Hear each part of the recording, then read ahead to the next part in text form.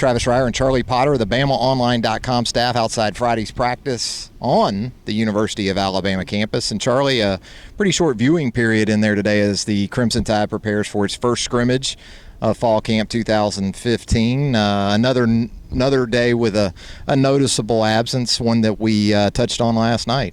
Yeah, Lester Cotton wasn't out there again today, but not exactly sure what the extent of his injury is, but it doesn't, from what we're hearing, it doesn't sound like it's anything serious. So that's good, but it's kind of sucks for him a little bit. I mean, first scrimmage is tomorrow, and with him missing 2 practices, it's very unlikely he's out there. And I mean, he was seeing reps at the third team left tackle spot, and probably won't see that tomorrow. But outside of him, Chris Black still was a little limited, even though he had some gloves on today, and he looked like he was doing a little bit of stuff, by himself off to the side. And Marlon Humphrey seems like he's fine. So outside of those guys, there's nothing much else to report. Yeah, Cotton was doing some nice things, at least from what we could tell, and a guy that when you project again over the future could help you at a couple of spots. But obviously starting out at left tackle is a pretty good sign as to his talent, I think, is what you would say. And hopefully, as you kind of indicated there, it's nothing major and we see him back out there very soon. But storylines for Saturday scrimmage, that's obviously where we're at now. A big one in a lot of ways. I know quarterback dominates the discussion, and understandably so. So where do you sit on that? I mean, we heard from Nick Saban on SportsCenter earlier today, said it was going to be important to start whittling snaps down or reps down to a select number of guys. But then he also seemed to indicate that they're going to look at everybody tomorrow. Yeah, I mean, I think all 5 guys will probably get an equal shot tomorrow. Then after that, so they'll go back and evaluate and then see where they can go from there in terms of, we're going to give more snaps to, say, Jacob Coker if he shows out, which, I mean, he's still at the front of the line, so that's what they, I guess, would be hoping for. But at this point, I mean, all the guys still just in what we see out there, I mean, they look crisp. I mean, you don't see guys just airballing throws. I saw Jacob Coker make a couple of good corner patterns to Ardarius Stewart and Calvin Ridley today. I mean, right on the money, hit him in stride. Didn't get to watch much, as you said. It's a short viewing period, but haven't seen anybody just, fall away to the wayside. So it's going to be difficult to decipher that. So we won't get any stats from tomorrow. So we'll get receiving stats, but sometimes that's not necessarily indicative. Yeah, if you're waiting on stats, what's the old saying? Wish in one hand and the other. I think that's about the way it's going to play out. I agree. I thought today the quarterbacks and receivers did some nice things during individual drills. Again, they're throwing against air, but compared to yesterday, I thought there was noticeable improvement. Other storylines for this team, the wide receiver core. It was good to hear Nick Saban talk the other day about Ardarius Stewart, but that leads me to believe that there's still wide open competition for spots, especially with Black being out for a little while. I think when he comes back, you know what you've got in him. But those guys have to go into tomorrow feeling like anywhere from 2 to 5 or 6 in that rotation, they have a shot, even if they really don't.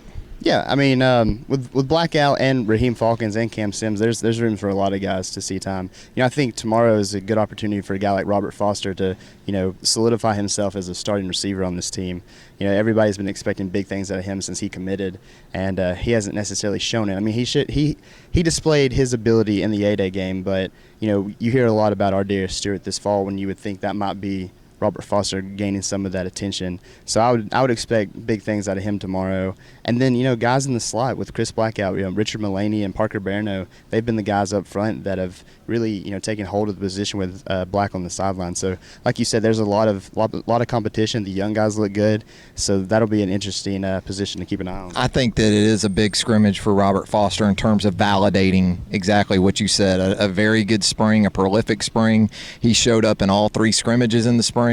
Needs to do that in fall camp and sort of solidify, as you said, that role as a top 2 or 3 guy in the rotation. Defensively, I think it's about the back 7. I think we both feel like up front they're in a great place.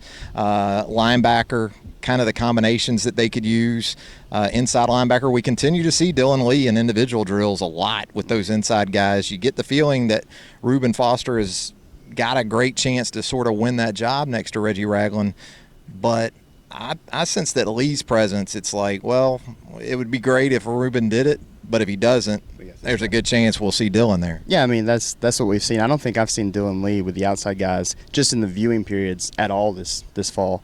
And, I think that's good for Reuben. I mean, you don't want to just hand him this this job, knowing how talented he was coming out of high school and all of the praise he's had, in the spring. You want to, give him competition. I mean, to an extent, it feels like Sean Hamilton's kind of fallen a little bit behind those guys. So you got to have that push, that competition, pushing a guy like Ruben, who's learning the playbook, and he's going through practice still, with the back of his mind, keeping his head up. And it seems like he's been doing a good job. You just need to have somebody there to push him. And as you said, if he can't do that, Dylan Lee looks like he's more than capable. He's a State Farm guy. Yeah. He's insurance back there. We should get something for that plug. Yeah. No, but Dylan Lee, again, you're right. It's almost been like a tournament in some ways. In the spring, it was Ruben and Sean Dion Hamilton. Now it almost feels like Ruben and maybe Dylan Lee, at least for a couple of roles, maybe not the whole job, but nickel and dime, obviously, I think they know Dylan can step in there and do a good job. In the secondary, we talked so much about Minka Fitzpatrick, continue to see him out there. That left corner job in general, though, Anthony Averett the last couple of days we've seen out there, Tony Brown obviously in that mix, Marlon Humphrey coming back. The safeties look to be the same guys every day, Eddie Jackson, Geno Smith.